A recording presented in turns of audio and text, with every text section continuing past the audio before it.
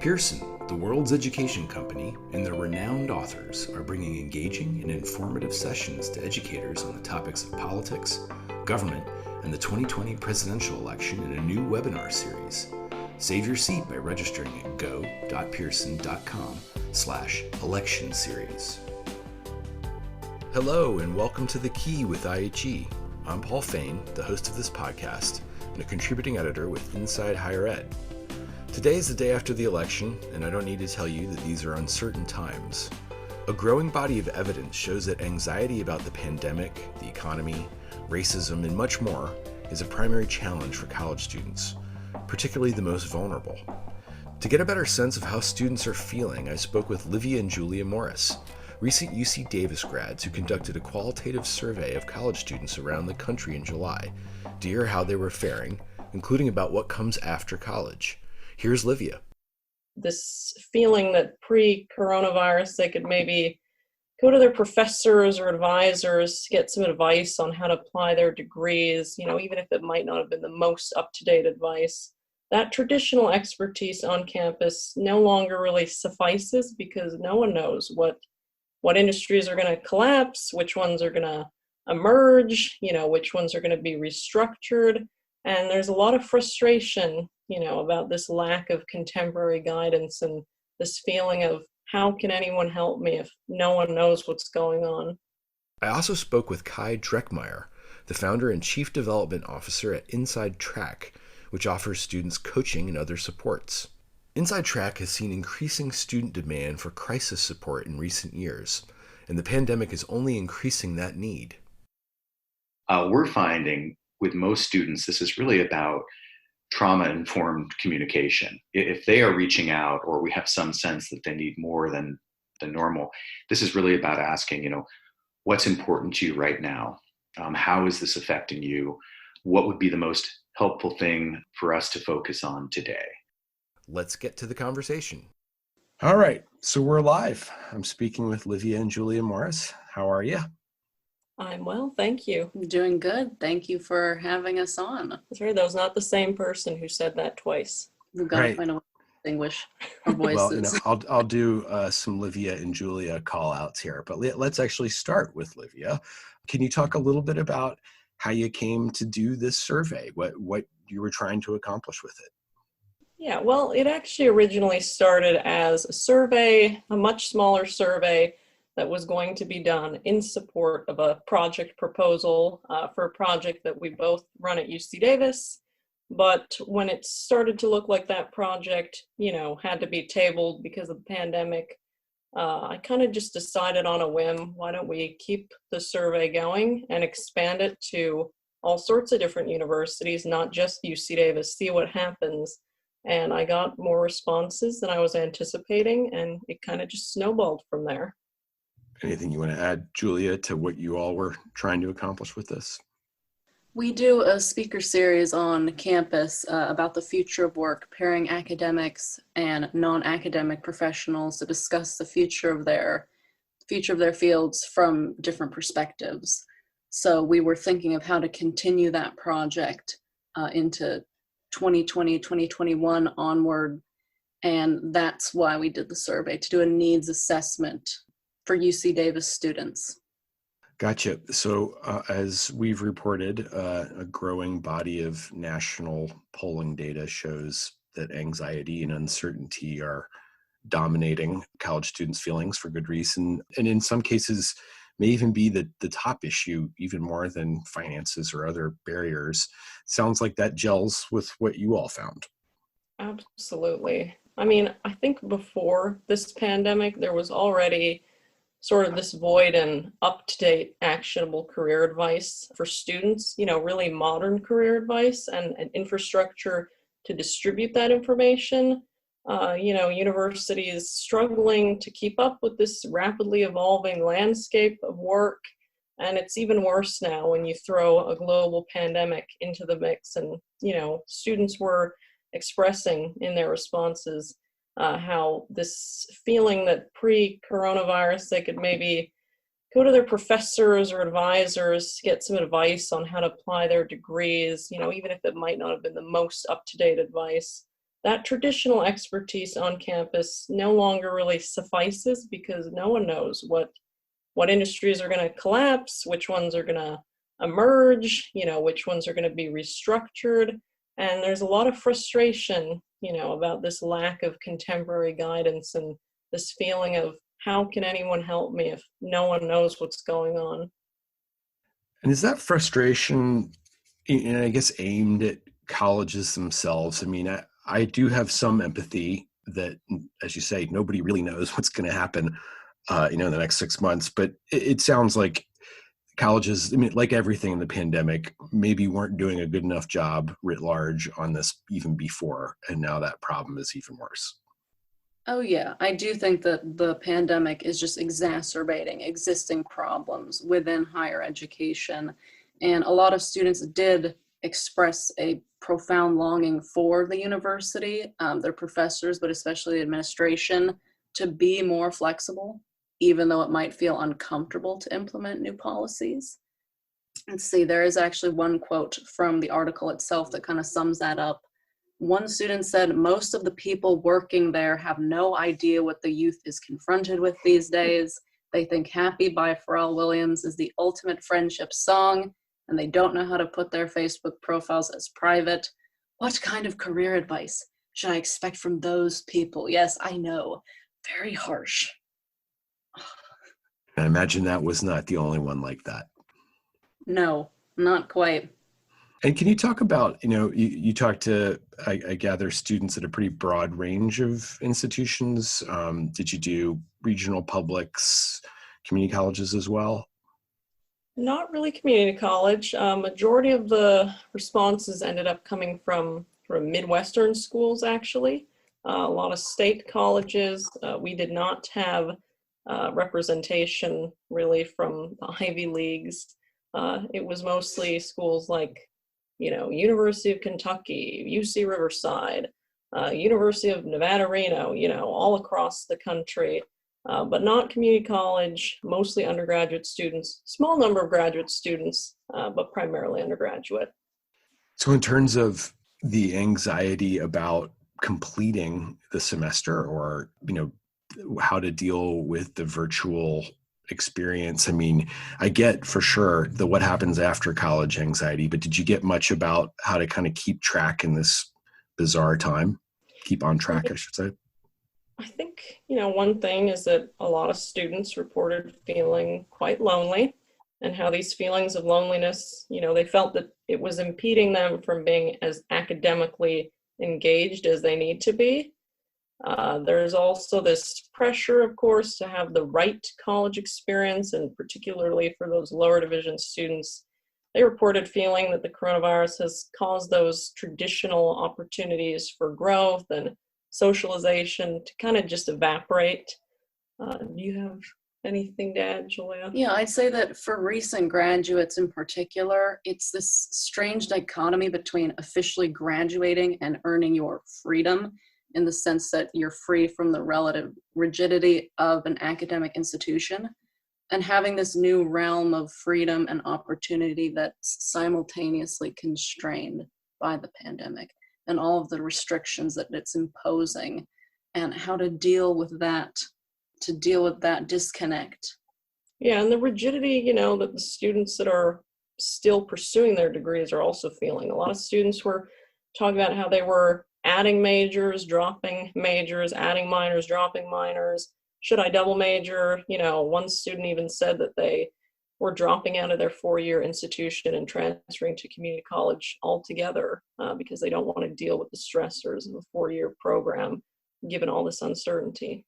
Yeah, I think overall a lot of students just wish for their universities to fully embrace that this isn't a time of normality, and for administration to be more willing to take risks and try new engagements. So the idea of accepting that this isn't going to go back to normal in any short amount of time, so let's just push into it and try to make the current moment more tolerable. Oh, yeah. Yeah, I mean, I would say that there was also another thing that I noticed. There were a lot of responses that were punctuated by really strong emotions regarding national politics. that definitely put people in a much worse mood. You know, some students were using the survey as an opportunity to not just vent about their frustrations with their university, but their frustrations with the country as a whole, the upcoming election, you know, what this current administration has done to provide relief for individuals and families who are economically insecure now because of the coronavirus. So lots and lots of, you know, responses that we're referencing: the economy, healthcare, civil rights, corporations. What does this all mean? Is anything going to change? I feel like, what am I doing here? Everything is basically going to shit a little bit. Yeah, so thinking ahead 10 years, you know, what kind of country is this generation of college students going to inherit? And what are the long-term ramifications of the pandemic going to be? I do think it's a lot to think about, and it's breeding feelings of apathy amongst students when it comes to getting through the slog of homework and exams and assignments, that it can at times feel very detached from the world that exists outside the confines of the university. That's really interesting. You know, we had seen a series of polls in the last few years of declining faith in higher ed, more skepticism about its value, but it also gelled with the overall distrust of institutions. And, you know, when you brought up the politics piece, I was thinking about that. I mean, it kind of feels like it's all intertwined, doesn't it? That this overall sense of what is going on, things are going to shit. Your university is part of, I guess, that overall anxiety of society in the world, it sounds like. Oh yeah, definitely. I mean, online learning coupled with quarantine has created some distance between students and the university. And a lot of our respondents recounted how that space has given them a time to reflect a little bit more deeply on their education. So what is the value of a university education altogether? What is it that I need to get out of my time in college? And what are my non-negotiables? Is my major actually a good fit for me? And then the big one, is my university truly preparing me for the future? That kind of reflection is understandably sparking a lot of frustration and I think confusion. that last one is, you know, particularly important. You mentioned that there's been this breakdown of faith, you know, in higher education. I've seen that myself personally, just among my own friends. It kind of feels at times like one of the major, you know, driving forces behind why people go to college is to basically alleviate their insecurity about whether they're, you know, worthy to get a good job. And so many students in this survey were expressing feelings of insecurity, that they don't feel like they're ready to start a new year of college, that they don't feel, you know, ready to continue with their studies. Maybe if they're moving to, you know, upper division classes, if they're recent graduates, that they don't feel ready to launch professionally, that they don't have enough internships, their resume isn't padded enough, that they're basically, you know, this feeling of, I'm not good enough. I already felt like my majors or minors weren't really practical. Now those feelings are 10 times worse. So really, really strong feelings of insecurity. What do you think's driving that? I mean, I get it. It's just so much uncertainty that it would make you wobble a little bit. But to me, it feels like your personal merit. It surprises me a little bit to hear that. I mean, I can see why you'd look externally and say, what is going on? And I don't necessarily want to keep doing this when I don't know what I'm working toward, but why that would make folks feel more insecure about their place, I'm a little fuzzier on. Do you have any thoughts about that? I mean, I do think that students put a lot of pressure on themselves to make all the right moves. You can compare yourselves to your peers on LinkedIn, on social media.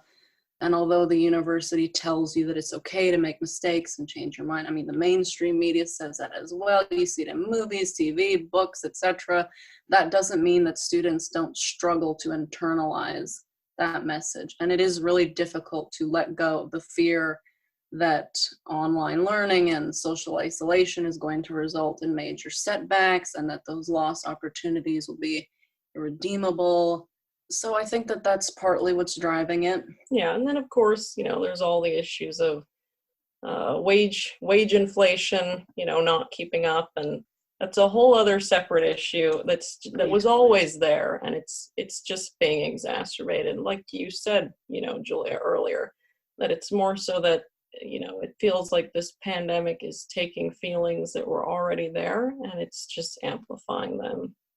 I mean, I'll say that I was reading an article recently where the professor was talking about how, technology, social media, etc., how a lack of uninterrupted introspection increases anxiety among young people. And I think that when things are, business as usual, everything is so fast paced that you don't have the time to stop and think. That creates anxiety. And this is no different, even though classes are online. Students are feeling busier than ever and just overwhelmed. I get that. Thank you for indulging that. That resonated. I know all of us have interruptions are the norm these days. Uninterrupted time is hard to find. Can we talk just a minute about the loneliness piece and what you heard there? I mean, Livia, you mentioned that, and that we're hearing that in all the national polling too, that this kind of isolation has been incredibly difficult for students. Yeah, it's isolation, sort of mourning the college experience. For some students, some students didn't care. There were students in the survey who were very frank about, I don't really mind switching to an online format. I actually prefer it. But I would say that probably the majority were expressing sadness of, I can't go to the library to study with my friends. I can't go to the gym. I can't really do much of anything anymore is what it feels like. And how is that gonna, affect my college experience as a whole? A lot of students also mention that being on campus surrounded by their peers, it creates this sense of accountability. Oh yeah. Your friends, your study groups can help keep you on track.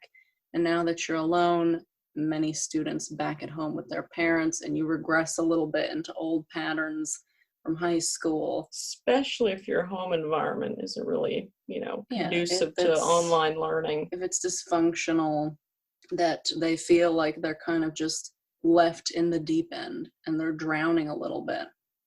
That all makes sense. So looking forward, colleges are going to be in a moment like this for a while. We know now things aren't going to go back to normal for a while. As they try to figure out how to do better, any trends that you heard that would really help college administrators think about how to help students feel less anxious and deal with the uncertainty they're dealing with? We have a section where we collected. You said college administrators. Yeah, or college leaders, but really anyone who cares about higher ed. I mean, given what you've heard, what are some of the key things they should think about to try to do better? Yeah. Well, we actually did have a section in our survey called What the University Can Do to Help, where we asked students to list some of the career and internship related services or resources that they wish the university would provide to them. Let's see. Some students conveyed anger that they feel towards their universities for limiting their on-campus work hours without supplementing for lost income. A couple students suggested that because the economy is so bad, the university should, in a sense, be providing students with on-campus internships, even if they aren't paid. If the number of available jobs are going down, then the university should create more positions, even if it's just expanding research opportunities to give as many students as possible something to put on their resume or some channel to get experience. Looking for a better coordinated university response was also communicated by several students, that they wish that there was some uniformity between universities on what are the requirements to graduate now that we have to take the pandemic into consideration, being a little bit more lax on general ed requirements. For those who are looking to apply to graduate school, the desire for universities to drop the GRE, or for there to be some kind of consensus on what you need to be considered eligible to apply in this cycle. I mean, I would say that, if university administration leadership is looking to quell some of their anxieties, I mean, if I were in their position, what I would do, is I would honestly try to collect as much data from students themselves, because rather than trying to extrapolate, what might students want from national polls and what you hear through the grapevine, I think it's always better to just go to the students directly, give them an opportunity. Anonymously, has its advantages because students tend to be more honest and upfront, even if they can be a little mean too. And just ask students to be honest and upfront about, what do you want? How are you feeling? What can the university do to help? And take that data seriously. And I think that getting students involved in data collection is important as well. Oh yeah, that's a big one.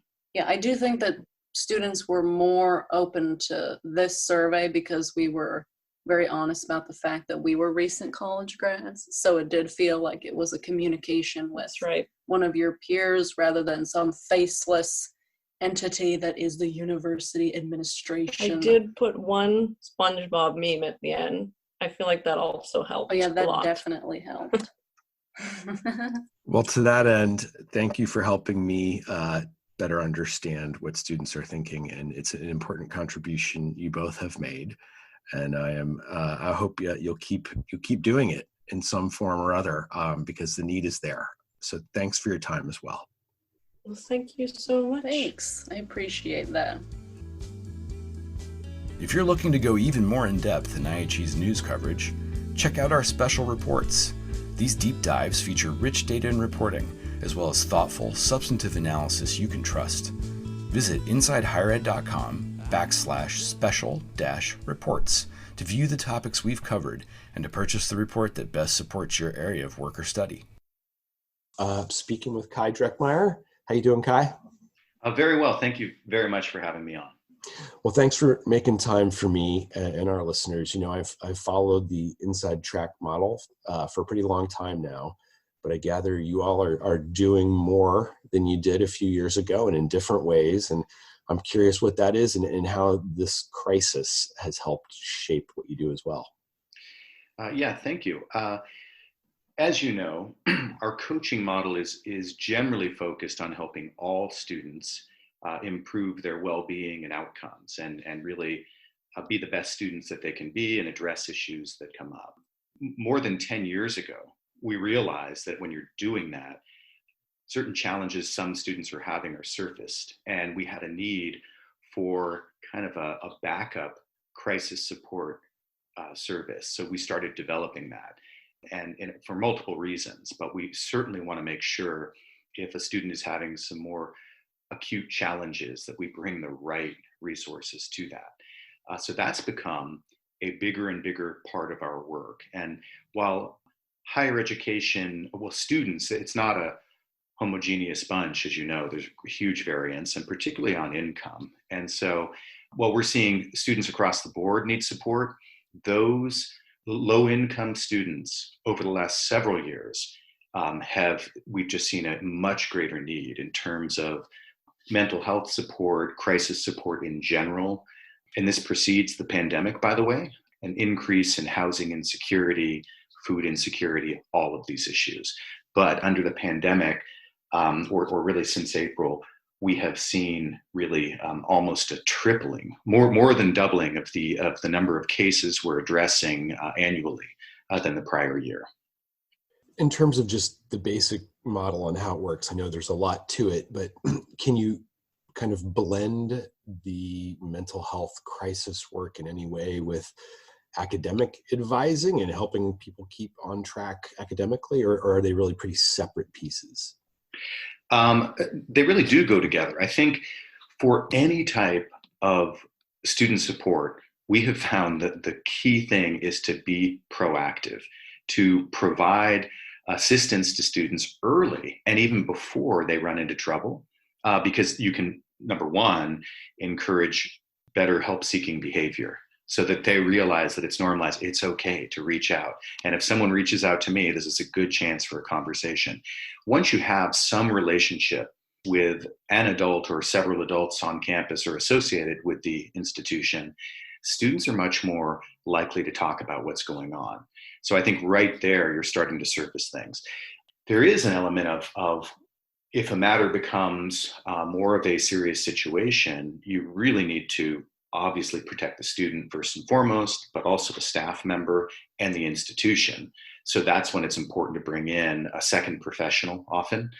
One thing that has changed a little bit is that we're finding that institutions have embraced this. I would say the role community colleges and how they see themselves has changed over the last several years. They're not just academic institutions, but they are centers of social support and for their students because it is such a high need population.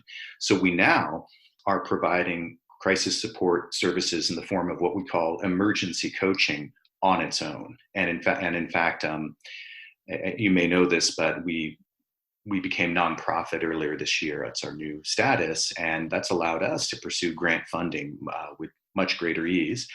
And currently, we have a grant from the ECMC Foundation and Strata to provide emergency coaching to roughly 5,000 students. So that is now kind of more of a referral service, a little different than the proactive piece, but we're finding pretty interesting levels of uptake on that and use and utilization. And so related to this, we're surveying former Cal Grant students, Cal Grant recipients in California for a separate project to populate an RCT we're getting ready to do. So we've gotten 3,000 responses.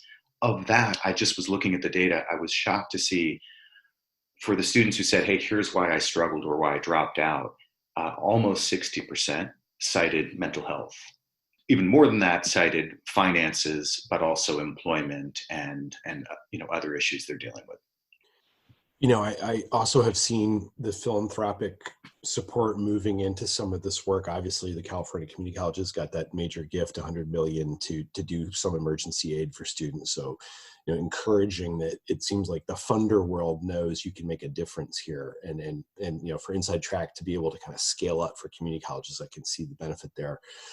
You mentioned community colleges' role. It's a huge role. And I think most of them would say, we wish we could do more in helping students stabilize their lives and communities. Are there limitations, to what's possible in terms of working with students about anxiety right now? We've seen the numbers, and it makes sense to me that would be a primary barrier to continued enrollment. But, I do wonder sometimes as your coaches are out there, like, how do you assuage some of this anxiety that is just, it's so big, it's about so much? Really good question. I have honestly been surprised, at least right now, and impressed with the way institutions are embracing this and thinking about student well-being first and foremost. We may be at a breaking point where institutions have to think about their own survival. But for example, a student facing really serious challenges, housing, food, mental health, whatever it is, their likelihood of being able to make it and stay in school is low. And a more, I don't want to say pragmatic, but a really stressed institution could just write them off, and they don't appear to be doing that. And they're spending money, and the philanthropic community has been all over this. They're really concerned with the level of suffering that we're seeing. So that really has impressed me. I don't know how long that continues because so many of these institutions, their budgets are going to be underwater, and state budgets are going to be really stressed coming up, and we'll probably see cuts. So I don't know how you continue that without a fairly massive rescue package, which maybe we'll be looking at something like that in the new year. Absolutely. Yeah. Obviously we've all been watching closely the fears materialize, frankly, of an exodus of vulnerable student populations, in particular from community colleges and open access publics. But with that kind of looming second hit of the state and local budget cuts, one of the issues that I am hearing more and more about, and the Strata data has shown this, is it's not just keeping on track and dealing with the now. It's what happens after college. I spoke with the Morris twins about this a little bit for this episode, but what are you hearing, and what are some of the general tools in the toolbox to help students think about the bridge to career when there's so much uncertainty about what jobs are going to be available or what the economy is going to be like? That's a really good big question. And it is fascinating right now that things are so tough, particularly for low income people in America, that we're not seeing the typical pattern. Community college enrollment is really not up right now. And so I'm assuming this is a blip, but the crisis is so bad, people are just, it's almost the way, sorry about that, the colleges are addressing the crisis too. They're just focused on the now and sort of staying afloat. I think that's where people are. There isn't, my gut is there's just not as much of an eye towards the future at this moment. Adult focused programs, really online for working adults who are a little older, many of those are still doing all right. And so that's a different sector of folks who are realizing, wow, the economy is changing as it always has been. In fact, right now, the other weird thing about the pandemic is it has pushed for more and faster automation. And that's going to be a big disruptor as well. So certainly some folks have the ability and wherewithal right now to look forward, but many don't. To your other question earlier, I realized I talked bigger picture, but really what are we doing? We're finding with most students, this is really about trauma-informed communication. If they are reaching out or we have some sense that they need more than normal, this is really about asking, what's important to you right now? How is this affecting you? What would be the most helpful thing for us to focus on today? And then we're doing a lot of research campus, community by community, on the resources available. And then we're working to connect students with those resources that can be helpful to them. And then the key thing is that we're following up. And I think that's what is sometimes lacking is if there is a mental health incident or anything with a student, it's kind of seen as a one-off. But really, you have to take this case management approach and follow up with students. And I think that alone, along with helping folks realize that this is broad right now, a lot of people are feeling this way or having these challenges, can normalize that and get them into a place of action rather than despair and isolation. If you're an institution right now who wants to do more here and is resource challenged, can you just talk about the array of tools that are available? And I don't necessarily mean specifics, but inside tracks in this space, but how much more is needed? How much more capacity is needed? Or are there a lot of tools that, there's a possibility that you could do more at scale, even with limited resources? I think so. And this is one of the biggest challenges facing higher ed that perhaps this moment of crisis can help with. There isn't a lot of will to do things differently. Often folks feel, hey, this is my job and this is what I'm prepared to do and going to do. We kind of need to break that down. I think right now, I could suggest a bunch of things that cost money, but I think that's probably not helpful. So I would say taking more of an all hands on deck approach of helping all student-facing staff and faculty, not just student affairs, but everyone, getting some training and being empowered to assist students. And we have to remember that those who need help the most often don't reach out. And so we've got to be proactive. And so just thinking in terms of, hey, we're going to do something different here. We're going to call all of our students and we're going to text and email them as well. And we are going to think what is the positive message and how are we going to ask questions and give them access to us and give them access to support. I think that's critical. And what happens is in some cases, you'll be uncovering areas of really deep, critical, immediate need. But also those can turn into mentoring and advising conversations. And so it's not easy. I know that many folks who work in higher ed are feeling isolated themselves, right? Or feeling a little bit of despair and probably low level or real depression. But to get into action is important. And I think this is something colleges could definitely be doing more.